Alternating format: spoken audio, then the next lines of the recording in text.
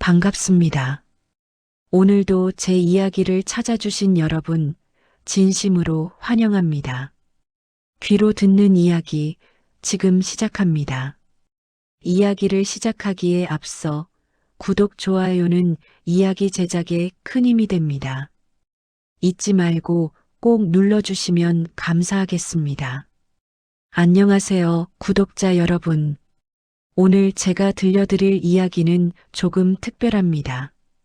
권세가 하늘을 찌르던 정승댁 금지옥엽 외동딸이 어째서 제 발로 가난의 구렁텅이라 불리는 가난한 선비에게 시집을 가겠다고 고집을 피웠는지, 그 뒤에 숨겨진 기상천외하고도 서슬퍼런 비밀에 대한 이야기입니다. 평생 비단옷만 입고 사내 진미만 먹어온 아가씨가 초가삼간으로 향했던 진짜 이유, 지금 시작합니다. 제가 태어난 곳은 한양에서도 내로라 하는 세도가인 이판서 댁이었습니다. 아버님은 대궐에서도 임금님의 총애를 한 몸에 받으시는 분이었고, 집안에는 늘 재물이 넘쳐났지요. 저는 부족함 없이 자랐습니다. 비단 치마가 아니면 몸에 걸치지 않았고, 정원에는 사시사철 진귀한 꽃들이 피어났습니다. 하지만 제 나이 18이 되던 해, 집안은 제 혼사 문제로 큰 소란이 일기 시작했습니다. 당대 최고의 세도가 자제들이 줄을 섰고, 아버님은 그 중에서도 가문의 권세를 이어갈 든든한 사윗감을 고르느라 여념이 없으셨지요. 그런데 어느 날이었습니다. 비가 억수같이 쏟아지던 여름날 오후였어요. 저는 우연히 담장 너머로 길을 지나가던 한 선비를 보게 되었습니다. 그 선비는 차림새가 말이 아니었습니다. 낡은 도포는 여기저기 기운 자국이 역력했고, 집시는 다 닳아서 발가락이 삐져나올 지경이었지요. 비를 피할 생각도 하지 않고 그저 묵묵히 걸어가는 그 뒷모습이 어찌나 처량해 보이던지 저는 저도 모르게 시선을 떼지 못했습니다. 그런데 바로 그때였습니다. 제 눈에 믿을 수 없는 광경이 펼쳐졌습니다. 그 가난한 선비의 발걸음이 닿는 곳마다 흙탕물이 튀는 것이 아니라 황금빛 꽃이 피어오르는 것이 아니겠습니까? 처음에는 제 눈을 의심했습니다. 빗물에 헛것을 본 것이라 생각하며 눈을 비비고 다시 보았지만 분명했습니다. 그가 딛는 걸음마다 은은한 서기가 서리고, 공중에는 평소에는 볼 수 없던 오색 구름이 그 선비의 머리 위를 호위하듯 따라가고 있었습니다. 저는 그날 이후로 잠을 이룰 수 없었습니다. 그 선비가 누구인지, 왜 그런 기이한 형상이 보이는지 궁금해서 견딜 수가 없었지요. 저는 몰래 몸종을 시켜 그 선비의 뒷조사를 시작했습니다. 그의 이름은 박생, 남산골에서 홀어머니를 모시고 사는 이름 없는 선비였습니다. 집은 다 쓰러져가는 초가집에 끼니를 걱정할 정도로 극심한 빈곤에 시달리고 있다는 소문이 자자했지요. 하지만 제가 본 그 황금빛 꽃은 무엇이었을까요? 저는 결심했습니다. 이 사람을 직접 만나봐야겠다고 말입니다. 며칠 뒤 저는 아버님께 절에 불공을 드리러 가겠다고 거짓을 고하고 남산골로 향했습니다. 그곳에서 만난 박선비의 집은 생각보다 더 참혹했습니다. 비바람을 겨우 막는 벽체에는 구멍이 숭숭 뚫려 있었고, 마당에는 잡초만 무성했지요. 그런데 박선비를 대면하는 순간 저는 다시 한번 충격에 휩싸였습니다. 그의 얼굴에는 가난한 기색이 전혀 없었습니다. 오히려 맑은 정기가 가득했고 눈빛은 깊은 호수처럼 고요했습니다. 그가 저를 바라보며 조용히 입을 열었을 때 저는 그 목소리에서 기묘한 평안을 느꼈습니다. 낭자, 어찌 이런 누추한 곳까지 발걸음을 하셨습니까? 그가 묻자 저는 대답했습니다. 저는 선비님의 발끝에서 피어난 꽃을 보았습니다. 그 꽃이 저를 이곳으로 이끌었습니다. 제 말에 박선비는 빙그레 웃으며 고개를 저었습니다. 낭자께서 잘못 보신 모양입니다. 가난한 선비의 발에서 어찌 꽃이 피겠습니까? 그저 비에 젖은 흙탕물이었겠지요. 하지만 저는 확신했습니다. 이 사람은 평범한 선비가 아니라는 것을요. 그날 이후 저는 아버님께 폭탄 선언을 했습니다. 아버님, 저는 남산골 박선비에게 시집을 가겠습니다. 아버님은 처음에는 농담으로 치부하셨습니다. 내가 드디어 홍기가 꽉 차서 정신이 나갔구나 하며 웃어넘기셨지요.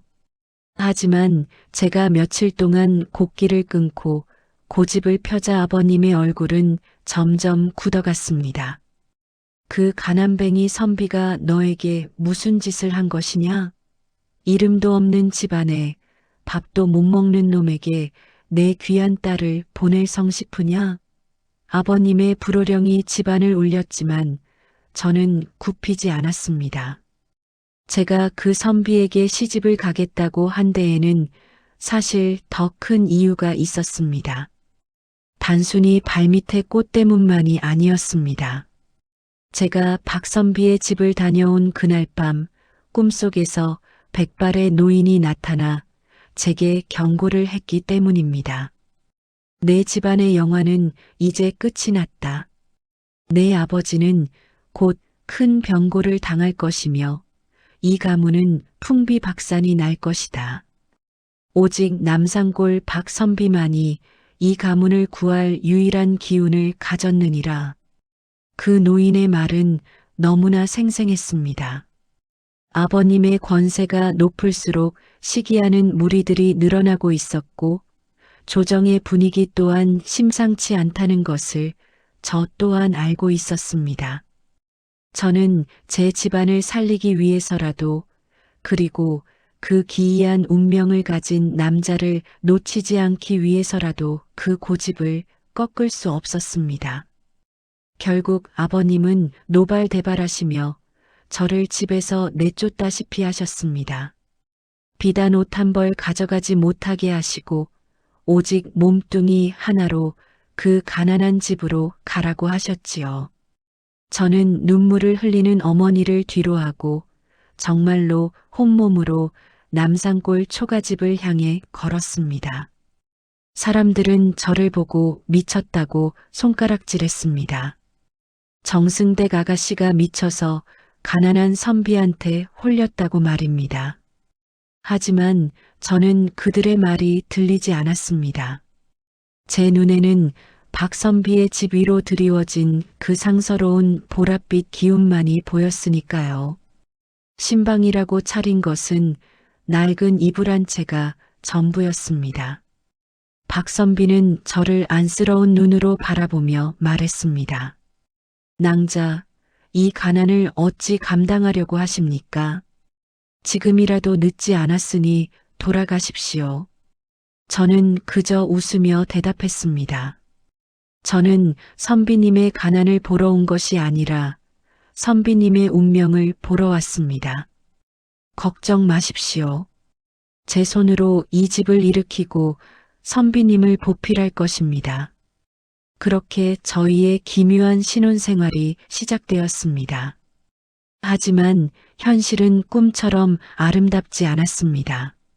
쌀독은 비어있기 일쑤였고 산에서 나무를 해오고 나무를 캐오는 일은 저에게 너무나 벅찼습니다. 부드럽던 제 손은 며칠 만에 트고 갈라져 피가 났습니다. 그래도 저는 포기하지 않았습니다. 낮에는 일을 하고 밤에는 박선비의 글 읽는 소리를 들으며 버텼습니다. 그런데 이상한 일이었습니다. 제가 그 집에 들어온 이후로 박선비의 행동이 조금씩 변하기 시작했습니다. 그는 밤마다 마당 한가운데에 구덩이를 파고 무언가를 묻거나 알 수 없는 기도로 밤을 지새우곤 했습니다. 그러던 어느 날 밤이었습니다. 밖에서 기분 나쁜 짐승의 울음소리가 들려왔습니다. 저는 무서운 마음에 박선비의 소매자락을 붙잡았지요. 그런데 박선비는 무서운 기색 하나 없이 제 손등을 토닥이며 밖으로 나갔습니다. 낭자, 잠시 방 안에 계십시오. 손님이 오셨습니다. 이 한밤중에 누가 온다는 말인가요? 저는 문틈으로 밖을 엿보았습니다. 마당에는 커다란 호랑이 한 마리가 앉아 있었습니다. 제 심장은 멎을 듯이 뛰었지만 더 놀라운 것은 박선비의 태도였습니다. 그는 호랑이 앞에 태연히 앉아 무언가 대화를 나누는 듯 했습니다. 호랑이는 박선비의 말에 고개를 끄덕이더니 입에 물고 있던 무언가를 마당에 내려놓고 어둠 속으로 사라졌습니다. 박선비가 그것을 들고 방으로 들어왔을 때 저는 소스라치게 놀랐습니다. 그것은 황금으로 된 오래된 함이었습니다. 낭자, 이제 때가 된 모양입니다. 아버님의 댁에 큰 불길이 일어날 것이니 우리는 지금 떠나야 합니다. 박선비의 말에 저는 가슴이 철렁 내려앉았습니다. 아버님 댁에 불이라니요? 무슨 말씀이십니까? 박선비는 대답 대신 제 손을 이끌고 어두운 밤길을 달려 한양도성으로 향했습니다. 저희가 이판서 댁에 도착했을 때 집안은 이미 아수라장이었습니다. 아버님을 모함하던 정적들이 보낸 자객들이 불을 지르고 가솔들을 닥치는 대로 베고 있었습니다. 아버님은 이미 포박된 채 마당 한가운데 무릎을 꿇고 계셨고 불길은 집 전체를 집어삼킬 듯 타올랐습니다. 저는 비명을 지르며 달려가려 했지만 박선비가 저를 제지했습니다. 기다리십시오. 제가 나서야 할 차례입니다. 박선비는 아까 호랑이가 가져다 준 그 황금함을 열었습니다. 그 안에는 투명한 구슬 하나가 들어 있었습니다. 박선비가 구슬을 하늘을 향해 높이 치켜들자 갑자기 맑은 하늘에서 벼락이 치기 시작했습니다. 쏟아지는 비는 불길을 순식간에 잠재웠고 자객들은 갑작스러운 기상 변화에 혼비백산하여 도망치기 시작했습니다. 아버님은 넋이 나간 표정으로 저희를 바라보셨지요. 박선비는 조용히 아버님께 다가가 구슬을 건넸습니다. 장인어른, 이 구슬은 이 가문의 업보를 씻어줄 물건입니다. 이제 분노를 거두시고 백성을 위한 정치를 하십시오. 아버님은 그제야 박선비가 평범한 사람이 아님을 깨달으셨습니다. 가난한 선비의 탈을 쓰고 하늘의 기운을 다스리던 기인이었던 것이지요. 하지만 사건은 여기서 끝나지 않았습니다. 그 구슬을 탐내는 더 큰 세력이 어둠 속에서 저희를 지켜보고 있었기 때문입니다. 박선비의 정체가 드러나자마자 조정에서는 그를 요술쟁이로 몰아 처단해야 한다는 상소가 빗발쳤습니다. 저는 다시 한번 선택의 기로에 섰습니다. 가문을 살렸으니 이제 편히 살 수 있을 줄 알았는데 오히려 더 큰 소용돌이 속으로 빠져들게 된 것이지요. 박선비는 저를 보며 슬픈 미소를 지었습니다. 낭자, 저와 함께 끝까지 가시겠습니까? 아니면 여기서 다시 이판서 댁의 아가씨로 남으시겠습니까? 저는 그의 손을 꽉 잡았습니다. 제가 처음 그 황금꽃을 보았을 때 이미 제 운명은 결정되었습니다. 이제 저희는 도망자가 되어 산속 깊은 곳으로 숨어들어야 했습니다. 하지만 저는 두렵지 않았습니다. 제 곁에는 세상을 움직이는 비밀을 간직한 남자가 있었으니까요. 그렇게 저희는 깊은 산속으로 몸을 숨겼습니다. 하지만 그곳에서도 기이한 일들은 계속되었습니다. 산짐승들이 저희 집 앞에 먹을 것을 가져다 놓는가 하면 밤마다 하늘에서는 신비로운 빛이 내려와 저희 초가집을 감싸곤 했지요. 그러던 어느 날 저희를 추적하던 광군들이 산의 기슭까지 들이닥쳤다는 소식이 들려왔습니다. 박선비는 이제 마지막 결단을 내려야 할 시간이라며 저에게 묘한 질문을 던졌습니다. 낭자, 만약 우리가 사람이 아닌 존재가 되어 영원히 함께할 수 있다면 당신은 그 길을 택하시겠습니까? 박선비의 눈빛은 그 어느 때보다 진지했습니다. 저는 그 질문의 의미를 다 이해할 수는 없었지만 그가 어떤 선택을 하든 함께하겠다고 맹세했습니다. 광군들의 함성 소리가 점점 가까워지고 횃불의 불빛이 저희 집 마당까지 비추기 시작했습니다. 박선비는 제 손을 잡고 뒤편에 있는 절벽으로 향했습니다. 막다른 골목에 다다랐을 때 그는 저를 품에 꼭 안았습니다. 낭자, 눈을 감으십시오. 이제 새로운 세상이 열릴 것입니다. 함성이 귓전을 때리고 화살이 저희를 향해 날아오는 순간 저는 눈을 감았습니다. 그런데 몸이 허공으로 떠오르는 기묘한 느낌이 들었습니다. 뜨거운 불길이나 차가운 칼날의 감촉 대신 온몸을 감싸는 부드러운 바람과 향기로운 꽃내음이 느껴졌지요. 살며시 눈을 떴을 때 저는 제 눈을 의심할 수밖에 없었습니다. 저희는 절벽 아래로 떨어진 것이 아니라 거대한 황금용의 등을 타고 구름 위를 날고 있었습니다. 박선비, 아니, 이제는 인간의 모습이 아닌 눈부신 광채를 내뿜는 그분은 저를 보며 인자하게 웃고 계셨습니다. 우리는 어디로 가는 건가요? 제가 묻자 그는 대답했습니다. 인간의 욕망이 닿지 않는 곳, 그리고 당신과 내가 영원히 진리를 논할 수 있는 곳으로 갑니다. 당신의 믿음이 나를 다시 하늘로 돌아가게 했고 당신의 헌신이 이 땅의 멸망을 막았습니다. 구름 아래로 보이는 세상은 한낱 점처럼 작아 보였습니다.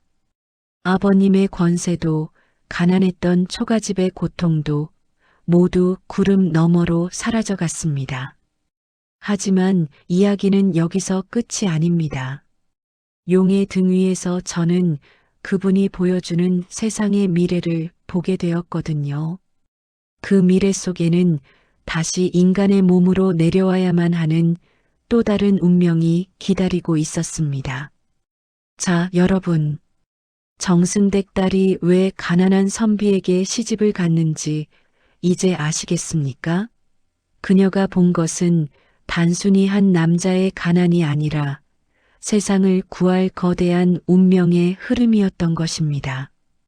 용의 등 위에서 내려다본 세상은 마치 한 폭의 흐릿한 수묵화처럼 보였습니다. 구름 사이로 스쳐 지나가는 바람은 차가웠지만 저를 감싸 안은 박선비의 품은 이상하리만큼 따뜻하고 안온했지요. 정신을 차려보니 저희가 도착한 곳은 사람이 도저히 발을 들릴 수 없는 험준한 산맥 너머, 사시사철 꽃이 지지 않고 은은한 안개가 감도는 신비로운 계곡이었습니다. 그곳에는 평범한 초가집이 아니라 옥으로 빚은 듯 투명하게 빛나는 정자가 하나 놓여 있었지요. 박선비는 저를 내려주며 비로소 자신의 진짜 이야기를 들려주었습니다. 사실 그는 이 땅의 기운을 다스리는 수호신 중 하나였으나 인간들의 탐욕과 어리석음을 참아두고 보지 못해 하늘의 법도를 어기고 지상으로 내려온 것이라 했습니다. 그가 가난한 선비의 모습으로 살았던 것은 인간의 가장 낮은 곳에서 진정한 선함을 찾기 위한 마지막 시험이었던 셈이지요. 그리고 그 시험의 끝에서 그가 발견한 보석이 바로 저라는 사실에 저는 가슴이 벅차올랐습니다. 낭자, 당신이 보았던 발밑의 황금꽃은 제가 피운 것이 아니라 당신의 마음이 일구어낸 기적입니다. 진정한 부귀와 영화를 버리고 오직 사람의 됨됨이와 보이지 않는 기운을 믿고 따라와 준 당신의 그 고귀한 성정이 저를 다시 일어서게 했습니다. 박선비의 목소리는 계곡의 물소리처럼 맑게 울려 퍼졌습니다. 저는 그제야 제가 왜 그토록 완강하게 그를 따라가겠다고 고집을 피웠는지 깨달았습니다.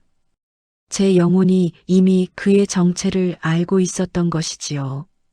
하지만 평화로운 시간은 오래가지 않았습니다. 박선비가 가져온 그 황금암 속의 구슬, 즉 용주를 노리는 어둠의 세력이 저희를 쫓아 이곳까지 마술을 뻗치기 시작했습니다. 그들은 다름 아닌 조정의 권력자들과 결탁한 사악한 도사들이었습니다. 그들은 용주의 힘을 빌려 영원한 생명을 얻고 세상을 자신의 발 아래 두려는 검은 야욕을 품고 있었지요. 어느 날 밤 하늘의 별들이 유난히도 붉게 빛나던 때였습니다. 평화롭던 계곡에 갑자기 매캐한 연기가 피어오르고 정체 모를 그림자들이 옥정자를 포위했습니다. 박선비는 저를 정자 깊숙한 곳에 숨기며 속삭였습니다. 낭자, 두려워하지 마십시오. 제가 당신을 지킬 것입니다. 하지만 이번 싸움은 단순히 무력으로 이길 수 있는 것이 아닙니다. 그들은 인간의 탐욕을 먹고 자라는 귀신들을 부리고 있습니다. 박선비가 밖으로 나가자 허공에서 수천 마리의 검은 까마귀 떼가 습격해왔고 땅에서는 불길한 기운이 솟구쳤습니다. 저는 숨을 죽인 채 그 광경을 지켜보며 오직 그가 무사하기만을 기도했습니다. 전투는 치열했습니다. 박선비가 손을 휘두를 때마다 푸른 번개가 내리쳤지만 도사들이 부리는 흑마술 또한 만만치 않았습니다. 특히 그들 중 우두머리로 보이는 자는 제 아버님을 모함하여 가문을 몰락시켰던 그 간신배의 수하임이 분명했습니다. 그는 비열하게도 저를 인질로 잡기 위해 결계 안으로 도끼를 뿜어냈습니다. 저는 정신이 아득해지는 것을 느꼈습니다. 그때였습니다. 제 품 안에 숨겨두었던 작은 놀이개가 뜨겁게 달아오르기 시작했습니다. 그 놀이개는 제가 집을 나올 때 어머니께서 눈물을 흘리며 건네주셨던 유일한 갑오였습니다. 평범한 은장도인 줄만 알았던 그 물건에서 눈부신 백색 광의가 뿜어져 나오더니 저를 감싸고 있던 어둠의 장막을 단숨에 찢어버렸습니다. 박선비도 놀란 표정으로 저를 바라보았습니다. 낭자, 그 물건에 그런 힘이 깃들어 있었을 줄이야. 알고 보니 저희 가문은 아주 먼 옛날부터 하늘의 뜻을 지상에 전달하던 신성한 가문이었고 그 놀이개는 가문이 여인들에게만 전해 내려오는 수호의 상징이었던 것입니다. 저와 박선비의 힘이 합쳐지자 사악한 무리들은 비명을 지르며 흩어졌습니다.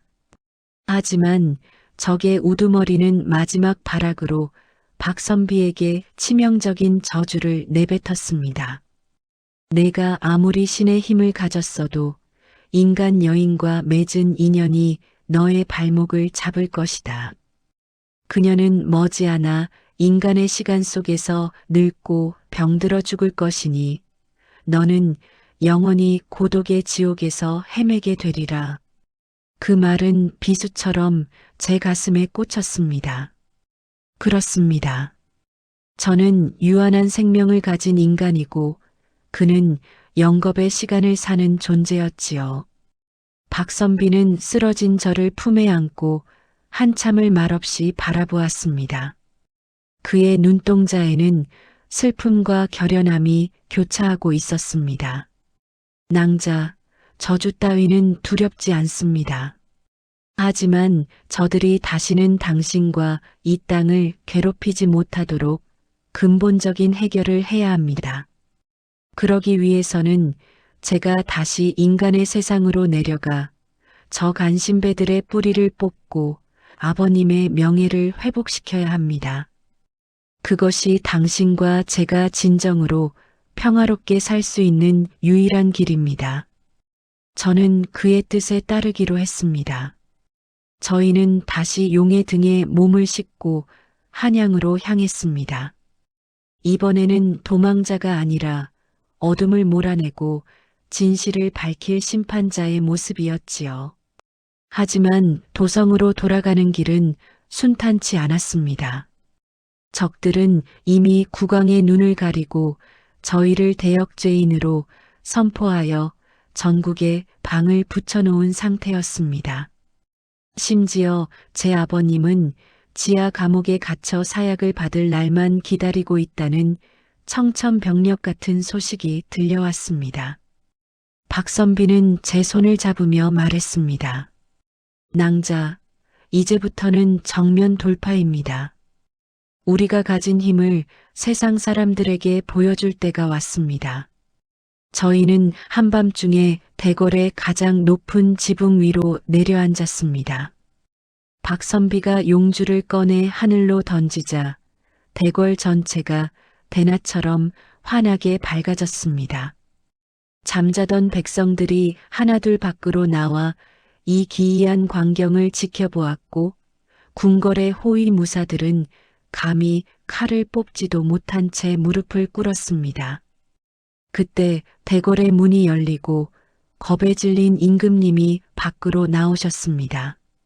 박선비는 위험 있는 목소리로 간신들의 죄상을 하나하나 열거하며 하늘의 소리를 전했습니다. 간신들은 저마다 살기 위해 서로의 죄를 떠넘기며 비굴하게 목숨을 구걸했지요. 임금님은 그제야 자신의 눈과 귀를 가렸던 무리들의 실체를 깨닫고 눈물을 흘리며 참회하셨습니다. 아버님은 즉시 사면되어 감옥에서 나오셨고 가문의 명예는 다시금 드높아졌습니다. 모든 것이 제자리로 돌아온 것 같았습니다. 아버님은 박선비를 진정한 영웅으로 대접하며 사위로 인정하셨고 저희는 다시금 화려한 혼례식을 올리게 되었습니다. 하지만 박선비의 얼굴에는 여전히 지워지지 않는 그늘이 남아 있었습니다. 그는 알고 있었던 것입니다. 이 승리가 끝이 아니라 더 거대한 운명의 소용돌이가 저희를 기다리고 있다는 사실을 말이지요. 혼례식 날 밤 촛불이 일렁이는 신방에서 박선비는 저에게 충격적인 고백을 했습니다. 낭자, 사실 저는 이 세상 사람이 아닙니다. 이제 곧 저를 데리러 올 사자들이 올 것입니다. 제가 인간의 일에 너무 깊이 관여한 탓에 하늘에서 저에게 큰 벌을 내리려 합니다. 박선비의 말에 제 심장은 무너져 내리는 듯 했습니다. 제가 시집을 와서 가문을 살리고 평화를 찾았는데 정작 사랑하는 임을 떠나보내야 한다니요. 저는 울면서 그의 도포 자락을 붙잡았습니다. 안 됩니다. 절대로 보내드릴 수 없습니다. 차라리 저를 데려가십시오. 하지만 그때 신방의 문이 거칠게 열리며 차가운 안개가 방 안으로 밀려 들어왔습니다. 안개 속에서 검은 갑옷을 입은 거대한 형체들이 나타났습니다. 그들은 인간이 아닌 명계에서 온 집행자들이었습니다. 박선비는 담담하게 일어서며 그들을 맞이했습니다. 드디어 오셨구려. 제 아내에게는 죄가 없으니 건드리지 마시오. 집행자 중 하나가 쉰 목소리로 대답했습니다. 신의 몸으로 인간의 생사에 관여한 죄는 결코 가볍지 않다. 너를 영원한 암흑 속에 가두리라. 저는 그들의 앞을 가로막았습니다. 아니요, 이분은 세상을 구하셨습니다. 죄가 있다면 이분을 고집스럽게 붙잡은 저에게 있습니다. 제발 저를 대신 데려가세요. 저의 간절한 외침에 집행자들은 잠시 주춤했습니다. 그때 박선비가 제 귓가에 대고 마지막으로 속삭였습니다. 낭자, 슬퍼하지 마십시오. 우리가 나눈 인연은 이 생에서 끝나는 것이 아닙니다. 제가 반드시 당신을 다시 찾을 것입니다. 어떤 모습으로든 어떤 시간 속에서든 우리는 다시 만날 것입니다. 그 말을 끝으로 박선비와 검은 사자들은 한 줌의 연기가 되어 사라져 버렸습니다. 텅 빈 신방에는 오직 그가 남긴 차가운 용주만이 홀로 빛나고 있었지요. 저는 그 구슬을 가슴에 품고 하염없이 눈물을 흘렸습니다. 사람들은 정승댁 딸이 결혼하자마자 신랑이 증발해버려 미쳤다고 수군거렸지만 저는 알고 있었습니다. 그는 어딘가에서 저를 지켜보고 있으며 저희의 이야기는 이제 막 새로운 장을 열었다는 것을요. 그로부터 수십 년의 세월이 흘렀습니다. 저는 머리가 하얗게 센 할머니가 되었지만 매일 밤 그와 함께 올랐던 남산 언덕에 올라 하늘을 바라보았습니다. 그러던 어느 날 제 생의 마지막이 예감되던 눈 내리는 겨울날 밤이었습니다. 집 마당에 익숙한 발자국 소리가 들려왔습니다. 창문을 열어보니 예전 그 모습 그대로인 박선비가 낡은 도포를 입고 서 있는 것이 아니겠습니까? 그의 발걸음이 닿는 눈 위에는 신기하게도 파릇파릇한 새싹과 황금꽃이 피어나고 있었습니다. 낭자, 오래 기다리게 해서 미안합니다. 이제 저와 함께 가시겠습니까? 그는 예전처럼 인자한 미소를 지으며 손을 내밀었습니다. 저는 주저없이 그의 손을 잡았습니다. 제 몸은 가벼워졌고 주름진 손은 다시금 옥처럼 고운 처녀의 손으로 변해갔습니다. 저희는 눈송이와 함께 하늘로 두둥실 떠올랐습니다. 이번에 가는 곳은 어디일까요? 박선비는 제 질문에 대답 대신 멀리 보이는 별을 가리켰습니다. 그런데 말입니다, 여러분. 저희가 도착한 곳은 뜻밖에도 조선시대가 아닌 전혀 다른 풍경의 세상이었습니다. 높은 건물들이 숲을 이루고 번쩍이는 불빛들이 가득한 곳, 바로 여러분이 살고 있는 이 시대였지요. 박선비는 저를 보며 의미심장한 미소를 지었습니다. 낭자, 이곳에서 우리의 새로운 인연이 시작될 것입니다. 눈을 뜨니 사방이 온통 빛의 바다였습니다.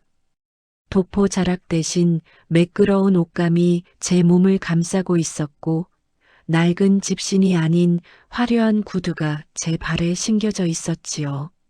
아버님은 이 시대에서도 수많은 사람을 거느린 거대 기업의 수장이셨고 저는 다시 한번 모든 이의 부러움을 사는 위치에 서게 되었습니다. 하지만 제 마음은 오직 한 곳, 그분을 향해 있었습니다. 이 낯선 세상에서도 저는 본능적으로 그분을 찾기 시작했습니다. 수천 년의 세월을 뛰어넘어 다시 만난 서울이라는 도시는 너무나 복잡하고 소란스러웠지만 저는 확신했습니다. 그분이 계신 곳이라면 반드시 제 눈에 그 황금빛 꽃이 보일 것이라고 말입니다. 그러던 어느 비 오는 날이었습니다. 화려한 외제차를 타고 지나가던 저는 차창 너머로 낡은 배낭을 메고 빗속을 걷는 한 청년을 발견했습니다. 그는 편의점 아르바이트를 하며 근근히 생계를 이어가는 이 시대의 가난한 고시생이었습니다. 남들은 그를 보고 찌질하다며 피하고 무시했지만 제 눈에는 보였습니다. 그가 딛는 보도블록 틈바구니마다 찬란한 황금꽃이 피어나고 그가 머무는 낡은 고시원 옥상 위로 보랏빛 상서로운 기운이 감돌고 있었습니다. 저는 차에서 내려 그에게 다가갔습니다. 빗물에 젖은 그의 초라한 행색은 예전 남산골 박선비와 똑 닮아 있었지요. 그가 저를 보며 의아한 듯 물었습니다. 저기 누구신데 빗속에서 저를 그렇게 보고 계신가요? 저는 환하게 웃으며 대답했습니다. 당신이 가장 낮은 곳에 있을 때 당신을 알아보는 단 한 사람이 되기로 약속했던 사람입니다. 제가 정승댁 딸의 신분을 버리고 가난한 선비를 택했던 진짜 이유는 단순히 그의 비범함을 보았기 때문만이 아니었습니다. 세상이 가장 보잘것없다고 손가락질할 때 그 안에 숨겨진 진짜 가치를 알아보는 것이야말로 진정한 사랑이자 운명이라는 것을 세상에 증명하고 싶었기 때문입니다. 아버님은 이번 생에서도 펄펄 뛰며 반대하셨습니다. 번듯한 재벌가 자제들을 놔두고 왜 하필 저런 가난한 고시생이냐며 저를 나무라셨지요. 하지만 저는 알고 있었습니다. 머지않아 이 청년이 가진 맑은 지혜와 용주가 세상을 바꾸는 큰 빛이 될 것임을 말입니다. 그리고 제 예상은 틀리지 않았습니다. 그는 곧 세상을 놀라게 할 혁신적인 기술을 개발했고 탐욕에 찌든 이 시대에 새로운 정의의 바람을 일으켰습니다. 이제야 저는 깨달았습니다. 제가 그를 따라 고집을 피웠던 진짜 이유는 바로 이것이었습니다. 껍데기만 보는 세상에서 알맹이를 지키는 사람으로 살고 싶었던 것, 그리고 그와 함께라면 지옥 같은 가난 속에서도 천국을 일궈낼 자신이 있었기 때문입니다. 여러분, 혹시 여러분 주변에도 남들은 몰라보는 황금꽃을 피우는 누군가가 있지는 않나요? 겉모습이 초라하다고 해서 그 사람의 영혼까지 가난한 것은 아닙니다. 긴 시간이 흘러 저희는 이제 다시 평화로운 황혼을 맞이했습니다. 박선비, 아니, 이제는 제 곁에서 든든한 동반자가 된 그는 제 손을 잡으며 말합니다. 낭자, 다음 생에는 내가 당신을 먼저 찾으러 가겠소. 그때는 내가 당신보다 더 고집을 피워 당신을 보필하리다. 저는 그저 웃으며 그의 어깨에 머리를 기댔습니다. 수천 년을 이어온 이 기묘하고도 아름다운 인연이 여러분의 삶 속에서도 기적처럼 일어나길 바랍니다. 지금까지 정승댁 딸의 신분으로 가난한 선비를 택했던 사실은 세상을 구원한 여인의 긴 고백이었습니다. 오늘 제 사연을 들어주신 구독자 여러분, 여러분의 삶에도 눈에 보이지 않는 진정한 가치를 발견하는 지혜가 함께하기를 진심으로 기원합니다. 제 이야기가 마음에 드셨다면 여러분의 마음속에 피어난 황금꽃은 어떤 모습인지 댓글로 들려주시겠어요? 저는 또 다른 신비로운 이야기로 다시 돌아오겠습니다. 편안한 밤 되십시오. 감사합니다.